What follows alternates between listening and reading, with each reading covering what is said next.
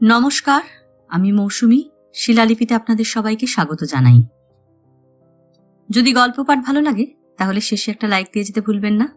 এখনো যারা আমার চ্যানেলটা সাবস্ক্রাইব করেননি তাদের সকলের কাছে আমার অনুরোধ, প্লিজ আমার চ্যানেলটা সাবস্ক্রাইব করে নেবেন। পাশে যে বেল নোটিফিকেশনটা আছে সেটা অবশ্যই প্রেস করে দেবেন। শোনাবো লেখিকা আশাপূর্ণা দেবীর স্বপ্ন অথবা। ঘণ্টা ৫-৬ ধরে গাড়ির অনেক তেল পুড়িয়ে শহরের এই পুজোর মরশুমে অফুরন্ত সৌন্দর্যময়ী শাড়ির বাজারটি প্রায় চষে ফেলে সর্বাণী যখন তার সেই পছন্দসই শাড়ি ভরা বাক্সদের গাড়িতে তুলিয়ে নিজেও গাড়িতে উঠে গুছিয়ে বসল, তখন তার চোখে মুখে যে বিজয় গৌরবের আনন্দের ঝিলিক, তার তুলনা দিতে হলে বলতে হয় প্রায় সাগর চেঁচে মানিক তুলে আনতে পারার তুল্য। উঠতে বসতে টায়ার হয়ে যাওয়ায় অভ্যস্ত সর্বাণীর এখন মুখে চোখে বসবার ভঙ্গিতে কোথাও ক্লান্তির লেশমাত্র নেই। গাড়ির চালককে উদ্দেশ্য করে মধুজরা কণ্ঠে বলে উঠল, মুখার্জি, এবার সোজা বাড়ি। কিন্তু হঠাৎ এ কি হলো? মিনিট দেড়েক গাড়ি চলার পরই সর্বাণীর ডুকরে ওঠা আত্মস্বর গাড়ির মধ্যে যেন আছড়ে পড়ল। ব্যাগটা ব্যাগটা কই?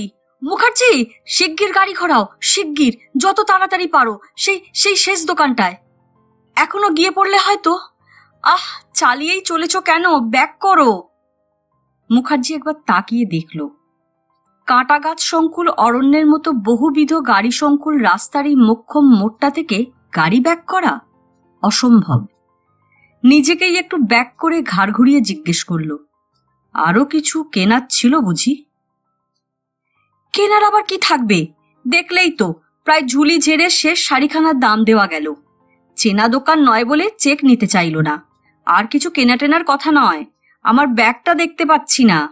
নির্ঘাত ওদের কাউন্টারে ফেলে এসেছি। ইস, এতক্ষণে হয়তো হাপিস হয়ে গেল। ওহ মুখার্জি, প্লিজ গাড়িটা ব্যাক করো। কথাটা প্রায় হাহাকারের মতোই শোনালো। তবু হৃদয়হীন মুখার্জি নামের লোকটা কিনা আত্মস্থভাবে বলল, ব্যাক করা যাবে না, পুরো গোলপাটটা চক্কর না দিয়ে বেরোনো যাবে না। ওহ মুখার্জি, সে তো প্রায় আধ মাইল রাস্তা, ততক্ষণে থাকবে সেটা? এই পুজোর বাজারে তো যত সব পকেটমারদের দল বেরোয়। তথাপি মুখার্জি বলল, টাকা তো বেশি ছিল না বলছেন, তাহলে আর? বেশি ছিল না ছেড়ে কিছুই ছিল না, কিন্তু ওই ব্যাগের মধ্যে আমার যথা সর্বস্ব মুখার্জি। আমাদের জয়েন্ট অ্যাকাউন্টের চেক বই, বাড়ির সমস্ত চাবি, মায়ের ব্যাংকের লকারের চাবি পর্যন্ত পুরো গোছাটাই ছিল। আমার প্রেসক্রিপশন, নতুন ফ্রিজটার গ্যারান্টি কার্ড, কি নয় সব। মুখার্জি, গাড়িটাকে জোরেই চালিয়ে নিয়ে চলো তাহলে। জোরে চালাবার উপায় নেই। আস্তে আস্তে চালাতে চালাতেই অবাক হওয়া গলায় মুখার্জি বলে, এত সব ওই আপনার ভ্যানিটিতে ভরে বাড়ি থেকে বেরিয়েছিলেন? বেরোবো না? বেশিক্ষণের জন্য বেরোলে তো তাই করি। বাড়িতে তো থাকার মধ্যে ওই একটা কাজের মেয়ে, তাও নিত্যি নতুন। কার মনে কি আছে, কার পিছনে কোনো গ্যাং আছে কিনা জানা থাকে? চাবির গোছাটি একবার হাতে পেয়ে গেলে কি না করতে পারে ভাবো। তা বটে।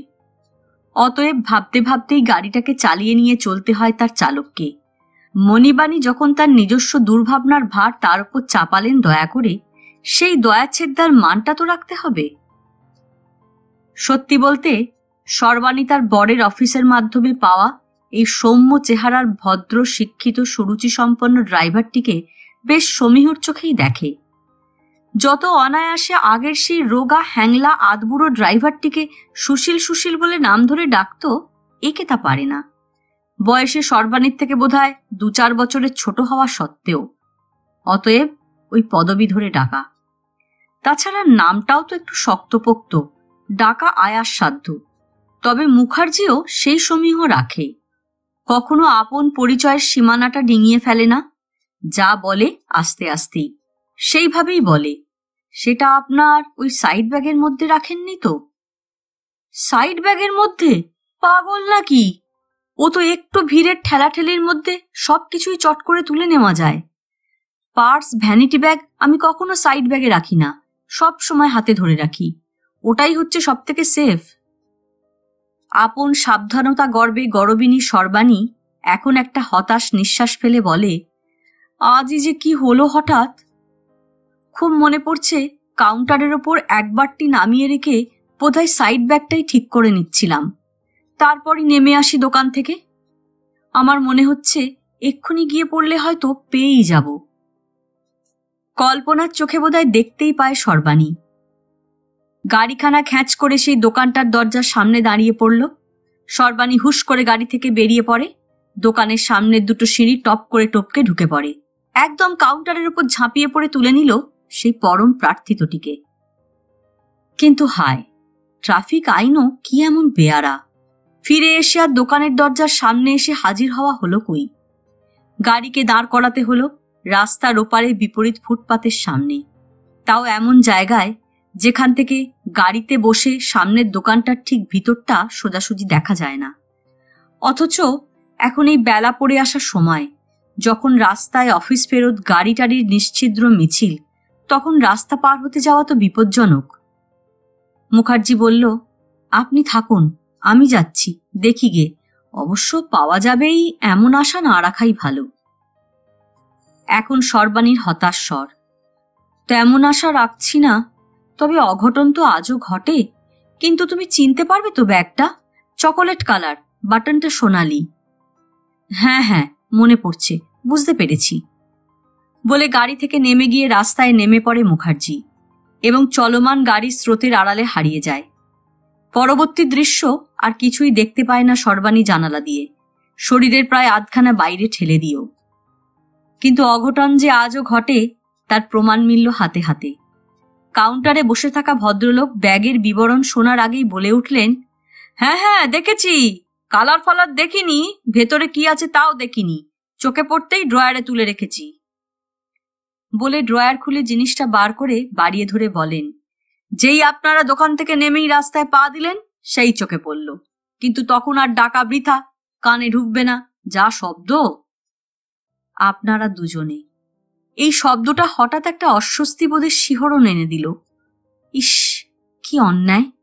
ভদ্রলোক নিঘাত একটা ভুল ধারণা করে বসে আছেন। আবার যদি এ দোকানে আসতে হয় কি হবে? কিন্তু ভুলটা ভাঙাতে যাওয়ার চেষ্টাই বা করা যায় কোন প্রসঙ্গে? এত সময়ই বা কোথায়? অতএব বিনীত ধন্যবাদ জানিয়ে বেরিয়ে এলো দোকান থেকে।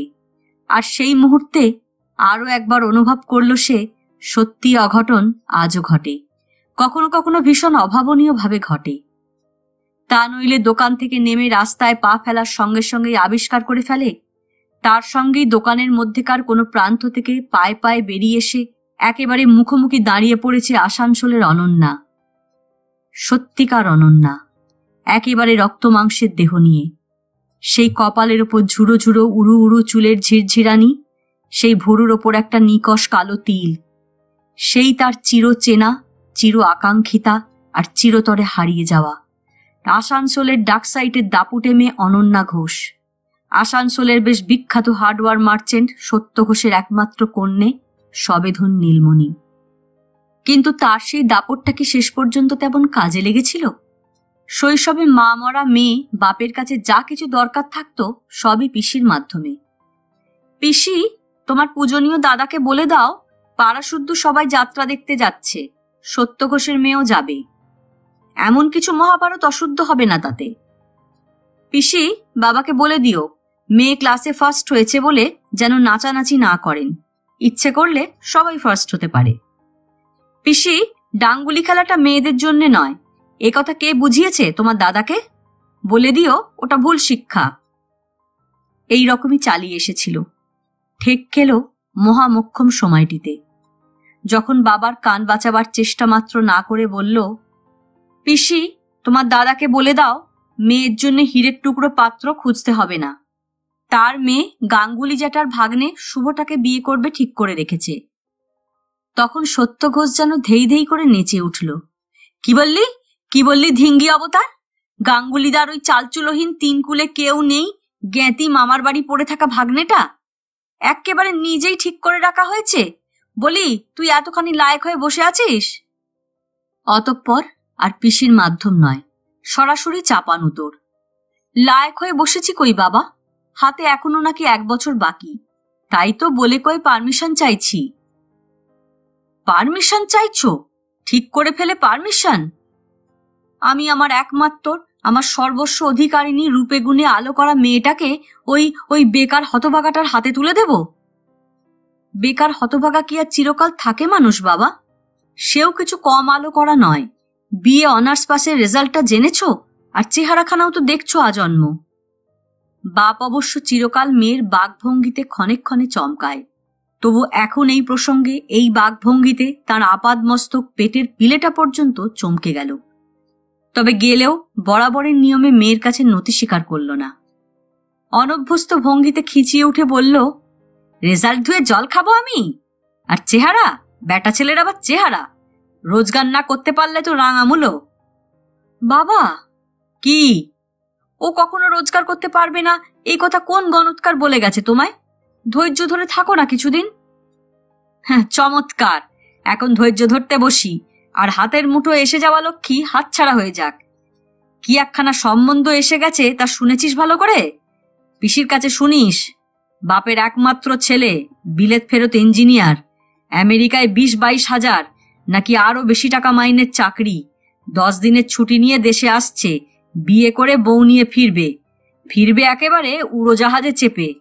বলি, বাপের জন্মে কখনো আকাশে উড়েছিস? ওহ, তার মানে তুমি তোমার ওই চিরকালের ঘাড়ে চড়া বোঝাকে আকাশে উড়িয়ে দিয়ে নিজে হাত পা খেলিয়ে বাঁচবে কেমন? ও আশা ছাড়ো। আমার অত আকাশে ওড়াউড়িতে কাজ নেই, মাটিই ভালো। ওই শুভকেই জামাই করা ছাড়া গতি নেই তোমার। বাবা ছুটে উঠোনে নেমে কল খুলে মাথায় থাবড়ে থাবড়ে খানিক জল দিয়ে বলে উঠল, পঞ্চি, কি মেয়ে মানুষ করেছিস? হ্যাঁ? পঞ্চি অনায়াস উপেক্ষায় বলে, মানুষ করার দোষ দিও না দাদা, বন মানুষকে মানুষ করা সোজা নয়। তার উপর আবার তোমার এলাহি আশকারা, নিম গাছ পুঁতে কি আম চাইবে তুমি? সত্যঘোষ কাতর স্বরকে আবার গর্জনে তুলে মেয়ের দিকে তাকিয়ে বলেছিল, খুব তো একতরফা ডিক্রি দিচ্ছিস লক্ষ্মী ছাড়ি। বলি, গাঙ্গুলিদা যদি তার ওই মুকুজ্জের পো ভাগ্নেটাকে ঘোষের সঙ্গে বিয়ে দিতে না চায়? ওহ, না চায়? লক্ষ্মী ছাড়ি অনায়াসে অবলীলায় অবজ্ঞার গলায় বলে উঠল, চাইবে না? ওদের ঘাড় চাইবে। এখন আবার অত জাতপাতের ব্যাপার আছে নাকি? বিজয়িনীর মতো সরে যায় ঘটনাস্থল থেকে। ওই জাতপাতটা থাকলেই বা কি? সে তো আজন্মকাল সেই মুকুজ্জের পৌটিকে শাসিয়ে এসেছে। এই, মনে রাখিস, আমি ছাড়া কেউ তোকে বিয়ে করতে পারবে না। কার্যকালে যেন ভ্যাবলার মতো মামা মামির বাধ্য ছেলে হয়ে বামুনের ঘর বাঁচতে বসিস না। তুই আমার জিনিস, এটা মনে রাখবি, ব্যাস। কিন্তু কার্যক্ষেত্রে কি সেই দাপটটা রাখতে পেরেছিল সত্যঘোষের মেয়ে অনন্যা ঘোষ? বাপের আবিষ্কৃত সেই হীরের টুকরোটির সঙ্গেই গাঁটছড়া বেঁধে হুশ করে উড়ে যায়নি আকাশে? তারপর আর কি? জগদীশ গাঙ্গুলির চিরকাল ঘাড়ে পড়ে থাকা সেই বেকার ভাগ্নেটা মামার বাড়ির ছাতে বসে ঊর্ধ্বমুখে তাকিয়ে তাকিয়ে মনশ্চক্ষে দেখে চলেছিল তার চিরদিনের ভালোবাসাটি আকাশগঙ্গায় ভাসতে ভাসতে কোন দিগন্তে পাড়ি দিল, তার জীবন থেকে হারিয়ে গেল। কিন্তু শেষ পর্যন্ত সেই দাপটটা হার মানল কি করে? সে এক হাস্যকর ইতিহাস। সত্যঘোষ 1 বোতল ফলিডল এনে মেয়ের নাকের সামনে নাচিয়ে নাচিয়ে বলেছিল, এই দেখে রাখ, আমার মুখ হেঁট করে ওই দুর্লভ পাত্তরটিকে যদি নাকচ করো তাহলে পুরোটা গলায় ঢালবো। গাঙ্গুলির ভাগ্নের কানে পৌঁছল কথাটা। সে একসময় নির্জনে ডেকে বলেছিল, অনু, একটা বেয়ারা জেদ আঁকড়ে ধরে পিতৃঘাতিনী হোসনে, দোহাই তোর। অনু একটা অগ্নিদৃষ্টি হেনে বলেছিল, শুধু বেয়ারা জেদ? ঠিক আছে, তো তুইও একটা বেয়ারা জেদ ধরে 7 দিনের মধ্যে মস্ত একটা কিছু হয়ে উঠে সত্যঘোষের মুখের মতো জবাব দে না দেখি, তাহলেই তো সমস্যার সমাধান হয়ে যায়। 7 দিনের মধ্যে মস্ত একখানা কিছু হয়ে পড়া হেসে ফেলবার মতোই কথা, না হেসে পারা যায়নি। অতএব আরো আগুন ঝরা ধিক্কার। অন্তত জবরদস্ত একটা লটারির ফার্স্ট প্রাইজ বাগিয়ে 2 লাখ পতিও হয়ে পড়া যায়। টাকাটাই সার বোঝে যখন সবাই, পারিস না? তখন কষ্টে হাসি চেপে বলতে হয়েছিল, রাতারাতি আলাদিনের আশ্চর্য প্রদীপখানা পেয়ে গেলে পারা যায় বটে। রেগে যাচ্ছিস? কি আশ্চর্য!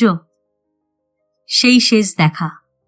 তারপর সে নির্জন ক্ষণের বছর 5 পরে দুজনের সহসা এই জনাকীর্ণ রাজপথে দাঁড়িয়ে পড়ে দেখা। তবে একজন অবশ্য অন্যজনকে অনেকক্ষণ থেকেই দেখছিল, দেখেই চলেছিল। যখন দেখছিল অপরজনকে একা নয়, তখন যাকে বলে নির্নিমেষ নেত্রে সেও তাকিয়েছিল বৃহৎ দোকানটার অপর পারে একটা কাউন্টার থেকে। হয়তো বসে থাকার ছুতোও ঠিক করেছিল একটা।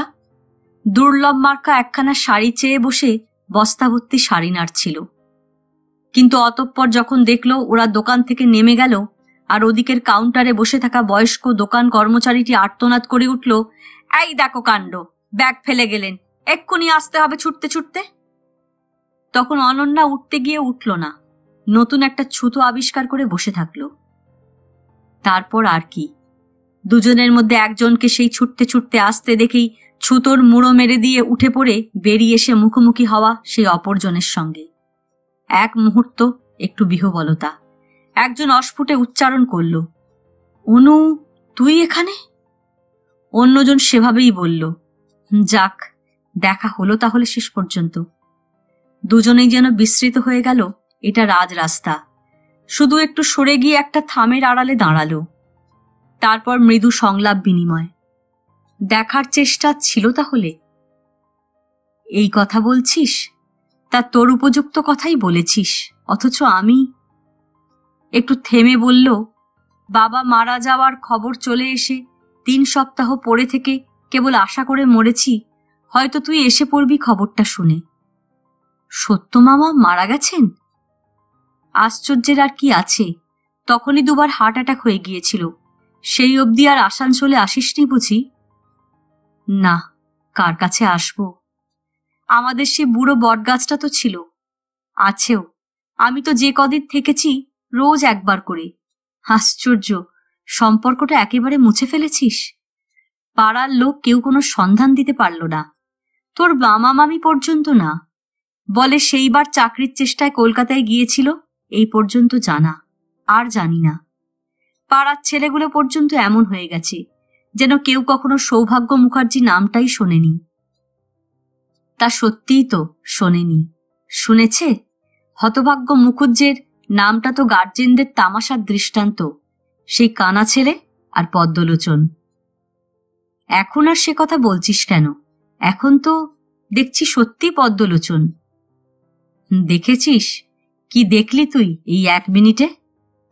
দেখার মতো চোখ থাকলে 1 মিনিটেই সবকিছু দেখে ফেলা যায়। সুন্দরী গিন্নি, পদ্মিনী গাড়ি, শাড়ির দোকানে টাকার বৃষ্টি, এদের সঙ্গে মানানসই একখানা ছবির মতো ফ্ল্যাট। আলাদিনের আশ্চর্য প্রদীপখানা তাহলে পেয়েই গেছিস। একটু লেটে পেলি এই যা। তা যাকগে, পেয়েছিস তো, দেখে বড় আনন্দ পেলাম। তুই আমার চিরকালের প্রাণের বন্ধু। সৌভাগ্য মুখার্জি নামের লোকটাকে চিৎকার করে উঠবে, ভুল ভুল, সব তোর ভুল দেখা অনু। চিৎকার করে ওঠা সম্ভব এই জন অরণ্যের মধ্যে? একবার ওর চোখের দিকে তাকিয়ে দেখে প্রায় বোকার মতো বলে উঠল, মহিলাটিকে দেখে কি ওকে আমার গিন্নি বলে মনে হলো তোর? ন্যাকা সাজিস নে বাবা। গিন্নি ভিন্ন কে কার এমন মন প্রাণ সপে খিদমতগারি করে রে? তিনি ব্যাগ ফেলে গেলেন, তুই হাঁপাতে হাঁপাতে এসে হাজির হলি খুঁজতে অন্যের গিন্নির জন্যে। চেপে যেতে পারিস কেন? লজ্জাটা কি? তোর সুখ দেখলে তো আহ্লাদই হচ্ছে। সত্যি বলতে কি, 7 সমুদ্র পাড়ে বসে কেবলই ভেবে মরি, কি জানি বুদ্ধুটা এখনো আগের মতো বুদ্ধুই আছে কিনা। তা হতেও পারে, হয়তো আমার সেই ছেলে মানুষই আদেশবাণীটা পালন করতে ক্যাসাবিয়াঙ্কার মতো কেবলমাত্র আমার জিনিস হয়ে বসে আছে, হয়তো। সৌভাগ্য তো চেঁচিয়েই উঠল, আমি আছি, তাই আছি, সেই রকম বুদ্ধুই আছি অনু। চেঁচিয়েই উঠল, তবে নিরুপায় সেই চেঁচানিটা কেউ শুনতে পেল না, এই যা। অথচ ও চেঁচিয়েই চলেছে, ক্যাসাবিয়াঙ্কা কি শুধুই ছেলে মানুষই প্রতীক অনু? কিন্তু অনু তো সেটা শুনতে পাচ্ছে না। তাই সে হঠাৎ বলে ওঠে, আমার জন্য ঘণ্টাখানেক সময় দিতে পারবি শুভ? কোনোখানে একটু বসে 2টো সুখ দুঃখের কথা কই। যখন বলছে তখন হতভাগ্য সৌভাগ্য তার নিয়তির ঘণ্টা শুনতে পায়। অতি পরিচিত হর্নটা ঘন ঘন বেজে চলেছে অধৈর্য স্বরে। বোঝা যাচ্ছে সর্বাণী নামের সেই ধৈর্যহীন মহিলাটি আর স্থির থাকতে পারছেন না। নিয়তিতাড়িত সৌভাগ্য মুখার্জি বাধ্যতাড়িত পশুর মতো উদ্ভ্রান্ত ভঙ্গিতে বলে ওঠে, ঘণ্টাখানেক? তাতে আর কটা কথা হবে। তুই আমায় তোর এখানকার ঠিকানাটা দে অনু, অনেকগুলো ঘন্টা পেতে পারবি। ঠিকানা এখানের? অনু একটু হাসল। এখানের ঠিকানা নিয়ে আর কি করবি? রাতের ফ্লাইটেই তো চলে যাচ্ছি। তবু ভাবছিলাম ঘণ্টাখানেক সময় যদি ম্যানেজ করা যায়। চলে যাচ্ছিস আজই? টিকিটের ব্যবস্থা তো সেই রকমই, তবে। একটু থামল। কপালের ওপর উড়োউড়ি করা চুল কটাকে ঠেলে ওপর দিকে তুলে দিয়ে বলল, কিছুক্ষণ আগে পর্যন্ত অবশ্য ঠিক করে রেখেছিলাম চুলোয় যাক টিকিট, তোর সঙ্গে একবার মোলাকাত না করে এক পাও নড়ছি না। দেখার পর ঠিক করব আদৌ ফিরব না থেকেই যাব। সত্য ঘোষের পেল্লায় বাড়িখানা তো পড়েই আছে। তা দেখা যখন হয়েই গেল, দেখলাম বেশ সুখে স্বাচ্ছন্দ্যেই আছিস, ফিরেই যাই। একটা হতভাগা তো হা পিত্তেশ করে বসে আছে আমার জন্যে। মদো মাতাল আর মেয়ে হ্যাংলা যাই হোক, লোকটা আমায় সত্যিই ভালোবাসে, প্রায় প্রাণতুল্য। ওইটুকুর জন্যেই টিকে আছি। আচ্ছা চলি রে, আর কখনো দেখা হবে কিনা কে জানে। চলে গেল গোটা কয়েক স্কেচে নিজের সমগ্র জীবন ছবিখানি ফুটিয়ে তুলে। কি অনায়াস অবলীলায়, কি সরল সহজতায়। অথচ সৌভাগ্য মুখার্জি অথবা শুভ ছুটে গিয়ে বলে উঠতে পারল না, হ্যাঁ হ্যাঁ চুলোয় যাক তোর টিকিট অনু, চল আমরা এক্ষুনি চলে যাই আমাদের সেই বুড়ো বটগাছ তলাটায়, যেখানে সেই একদা ঘন্টার পর ঘন্টা গল্প করেছি। আবার এখন তেমনই। না, বলে উঠতে পারল না। এমনকি এ কথাও বলে উঠতে পারল না, অনু তুই যা কিছু জেনে যাচ্ছিস ভাবছিস তার সবটাই ভুল, সব মিথ্যে, সব ফাঁকা। আমি কেউ না, কিছু না। আসানসোলে সেই বেকার বাউন্ডুলে শুভটা। আমার সম্বলের মধ্যে মাসে 1800 টাকা মাইনের একটা প্রাইভেট কারের ড্রাইভারি, থাকা খাওয়া ফ্রি, তাই কোনো মতে টিকে আছি। কেন বলতে পারল না অনুর মতো অকপট সহজতায়? কোনখানে সেই বাধা? ওইটুকু বলতে পারলেই তো বলা যেত, একটা ভুলের বোঝা নিয়ে চলে যাস নে অনু, জেনে যা তোর জিনিস তোরই আছে। ওইটুকু বলতে না পারার জন্য চিরতরে হারিয়ে যাওয়া অনুকে কাছে পেয়েও দ্বিতীয়বার চিরতরে হারিয়ে ফেলল। আর এবার সে হারিয়ে গেল আসানসোলের শুভকে পুরোপুরি হারিয়ে দিয়ে। দৈবাত আবার যদি কোনোদিন দেখা হয়, তখন কি নতুন করে বলতে পারবে, অনু তুই আমার যে রং ধাবড়ানো ছবিখানা নিয়ে গেছলি সেটা ছিঁড়ে ফেলে দে, ওটা মিথ্যে, ফাঁকি। নিজের কাছেই নিজেকে দুর্বোধ্য লাগছে। কেন অকারণ সে সত্য গোপন করল? অথবা বলা যায় ভয়ঙ্কর একটা মিথ্যাকে প্রতিষ্ঠা হতে দিল। কেন কেন? কিন্তু বেশিক্ষণ কি ভাবতে পেল? সেই অসহিষ্ণু অধৈর্য হর্নের শব্দটা যেন রাস্তার ওপর আছড়ে আছড়ে পড়ছে। হারিয়ে ফেলে পাওয়া অপরের সেই ব্যাগটাকে উঁচু করে তুলে ধরে দ্রুত রাস্তা ক্রস করতে থাকে শুভ নয়, সৌভাগ্য নয়, শুধু মুখার্জি। 100 পাওয়ারের আলো জ্বলে ওঠা মুখে অভিনন্দন ফুটে উঠল, পেয়েছ? বাহাদুর ছেলে, দেরি দেখে তো ভাবছিলাম। খুব হ্যারাস করলো বুঝি? আর বলবেন না। আবার অহেতুক একটা মিথ্যাকে প্রতিষ্ঠিত হতে দিল সে। বলে উঠতে পারল না, না না সেসব কিছু না, লোকটা অতি ভদ্র। হঠাৎ একজন চেনাজনের সঙ্গে দেখা হয়ে যাওয়ায় কি এমন ক্ষতি হতো তাতে? এমন কি হয় না, পুরনো চেনাজনকে হঠাৎ দিকে দাঁড়িয়ে পড়ে স্মৃতি আলোড়িত হয়ে দেরি হয়ে যায় না? তবে কেন সৌভাগ্য সত্যের ওপর এমন অহেতুক একটা আবরণ দিল? সবটাই ভুলভাল হয়ে গেছে। এখন ভয়ঙ্কর একটা আত্মগ্লানিতে মন ভারাক্রান্ত হয়ে উঠেছে। ছুটে ফিরে যেতে ইচ্ছে করেছে সেই চলে যাওয়া সময়টার কাছে, ঠিক যে সময়টায় হঠাৎ অনু তার মুখোমুখি দাঁড়িয়ে পড়ে বিহুবলভাবে বলে উঠেছিল, শুভ তুই এখানে? শুভও তো তেমনই বিহুবল। হঠাৎ নিজেকে যেন একটা ঝাঁকুনি দিয়ে সৌভাগ্য নিজেকেই নিজে প্রশ্ন করল, আচ্ছা সেটা কি সত্যি, না স্বপ্ন, অথবা একটা মিথ্যে ঘোর? সত্যিই কি ঘটেছিল এটা? আসানসোলের সেই অনেক বিদ্যা অনেক গুণের অধিকারিণী পাড়ার ডাক সাইটে মেয়ে অনন্যা ঘোষ সহসা মাটি ফুঁড়ে ওঠার মতোই তার মুখোমুখি দাঁড়িয়ে পড়ে কলকাতার এই জনাকীর্ণ মোড়ে একটা একক নাটক অভিনয় করে গেল, আর তারপরই সহসা বাতাসে ভেসে শূন্যে মিলিয়ে গেল সেই তার কপালে ওড়াউড়ি করা ঝুড়ো ঝুড়ো চুল আর ভুরুর ওপর নিকশ কালো তিলটা নিয়ে। হ্যাঁ হ্যাঁ, তাই। স্বপ্নই, অথবা ভয়ঙ্কর যন্ত্রণার মধ্যে অপূর্ব একটা আরাম পেল সৌভাগ্য। দায়হীন একটা মুক্তির আনন্দে নিজেকে পালকের মতো হালকা লাগলো, যেন একটা জটিল গ্রন্থির গিঁট আলগা হয়ে গিয়ে ঠিক হয়ে গেল। এখন হয়তো ঘাড় ফিরিয়ে তার মণিবাণীকে জিজ্ঞেস করতেও পারতে পারে, আপনার ব্যাগের মধ্যে সবকিছু ঠিকঠাক আছে তো? এ গল্প এখানেই শেষ। গল্প পাঠ ভালো লাগলে লাইক, শেয়ার, কমেন্টস করতে ভুলবেন না।